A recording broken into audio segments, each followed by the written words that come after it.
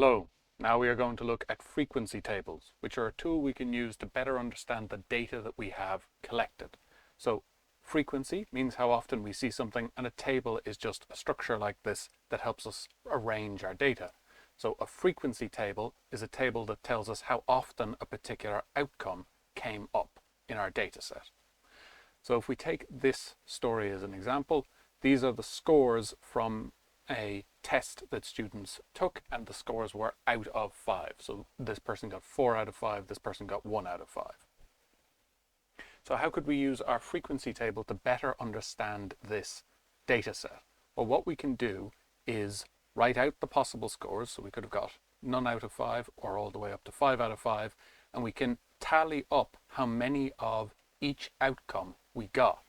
So we would start at the beginning and just say, well, we got 1 4, and then another 4, and then a 2, and then a 3, and we can go all the way through and fill out all of the different outcomes that we got. So I'm just going through each time and counting up how many of each outcome I get. So I got a 1 here, so I put another dash in the 1 tally area, then another 3, then another 4, and then I got a 2, and then I got 0 out of 5.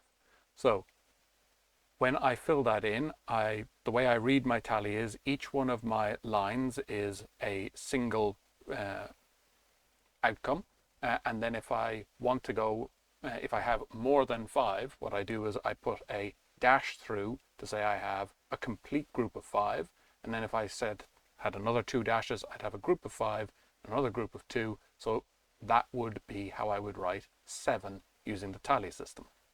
So how do I convert these to numbers? Well, I have 3 dashes here, so that's 3, 2 dashes, 4 dashes, 2 dashes, and 4 dashes. I got no one got 5 out of 5, so that is my frequency table filled out. I now can see for each outcome how frequently that outcome came up in my data set.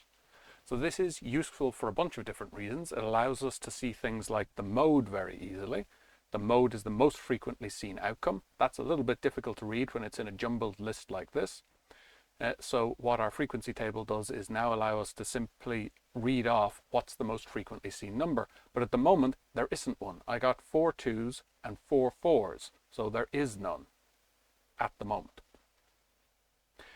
What would be the median? Well, the median is the number in the middle of our data set when we arrange it from smallest to biggest.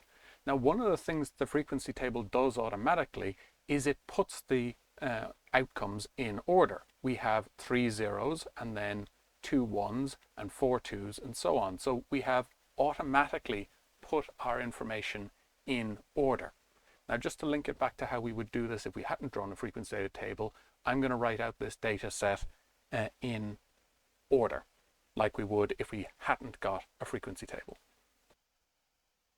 So I have my list now done out of all of my numbers in my data set, listed from smallest to biggest, like if I was trying to find the median without a frequency table. Now, how would we do this without a frequency table? Well, when it's written from smallest to biggest, we'd say how many people did we have in our data set? How many people took the quiz? So we have 2, 4, 6, 8, 10, 12, 14, 15. We had a total of 15 people taking the test.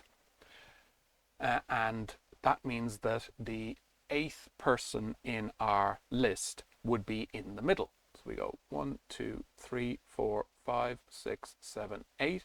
This person would be in the middle. And we can double check that because there should be the same number of people below them as there are above them. That's what it would mean to be in the middle.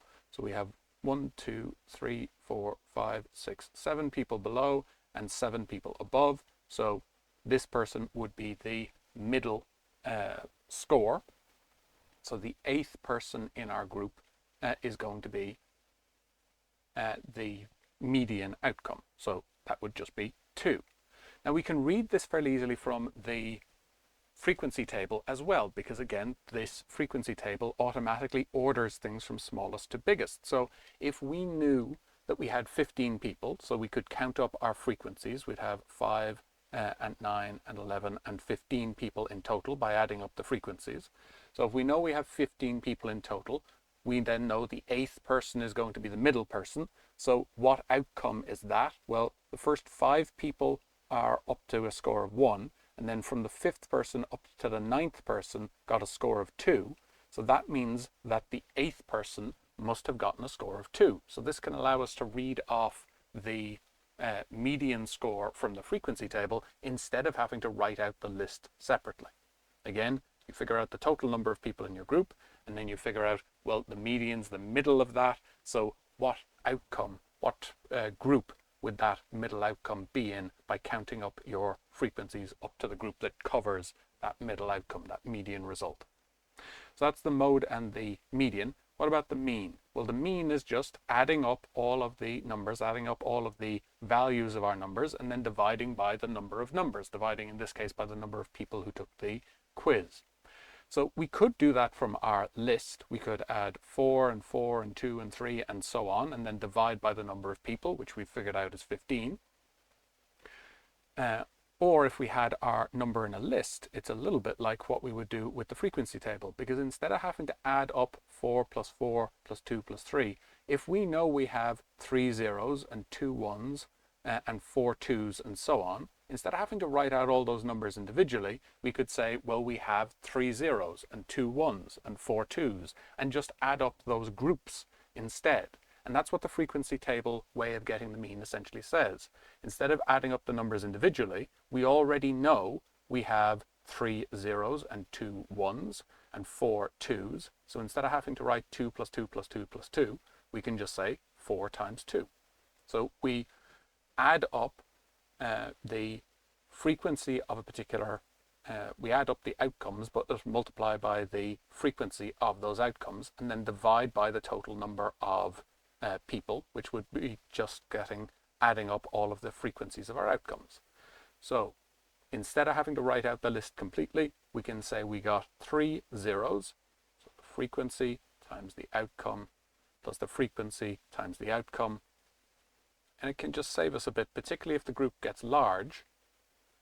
We can just add up our collected outcomes instead of having to do it all individually. So 4 groups of 4, and then 0 groups of 5. And then we would divide by the total number of people. We know it's 15, but the way we got that was by either counting our numbers or adding up the frequencies of those outcomes. So we have 3 plus 2 plus 4 plus 2 plus 4, and if you want, plus 0. So when you put all of that together, you end up getting 32 all over 15, which is approximately equal to 2.13. So that's the mean of our data set using the frequency table. Instead of having to write out all the numbers individually, we can just use the frequencies of those outcomes to save us a little bit of time. So that is how it is we can read off our information, create our frequency table and read information out of it. And we can also solve some problems with this question here. Another student does the quiz. The mean is now 2.25. What score did they get? So if we think about our definition of our mean, it's the total value divided by the number of people. So we know that we had a total value of 32 and a total number of 15 people. If we add in one more person, there is now one person added to the frequency, and we want to know the score that they got. So that's our unknown. So we'd be able to say, if we go to our table and think about, there's someone been added to our frequency. So we would have our new mean would be 32 plus whatever score that person got divided by 15 plus 1. There's one extra person, they got some score, and we want to know what that is. And when you do that sum, you should get 2.25. So we have 32 plus x all over 16 is equal to 2.25. And now we want to rearrange this equation. So we want to get rid of this fraction. If we make both sides of our equation 16 times bigger, we are going to get rid of the need for our fraction. So we end up with 32 plus x. 16 divided by 16 is 1, so we no longer have a fraction there. And we end up with 36. Now I want to know what x is, so I get it by itself. Minus 32 from both sides, and I get x must be equal to 4. So the person must have gotten a score of 4 out of 5. And I can go back to my frequency table. I now have another 4 as an outcome, so that means I have a complete group of 5. So the way that I put that in is I put a diagonal line across that. I have now got a complete group of 5 4s. So I would have now a frequency of 5 for my outcome 4. So 5 people got a score of 4 out of 5. So that is my new piece of information. And what impact does that have on my overall measure of mode? Well, now I have a most frequent outcome. I have 4 comes up more than anything else, so my modal outcome would be 4. And what would be my median outcome? Well, I have now got an extra 4 on the end here. So I have an extra number in my data set. So I'm going to have to modify what I did before. This was my median, but now I have 16 numbers. So now the middle is going to be between 8 and 9. So if I do that in a different color,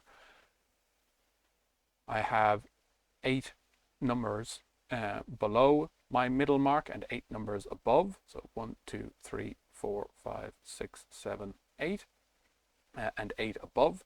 So I would need to get the average of these two middle numbers. So that's going to be 2 plus 2 all over 2. It still ends up being 2, but we had to get the average of our two middle numbers because we had an even number in our data set. So to get the exact middle, we would be in between our two middle values here. So that is how we can create a frequency table and how we can use it to help us do our work with finding the mean. And that is what we need for now.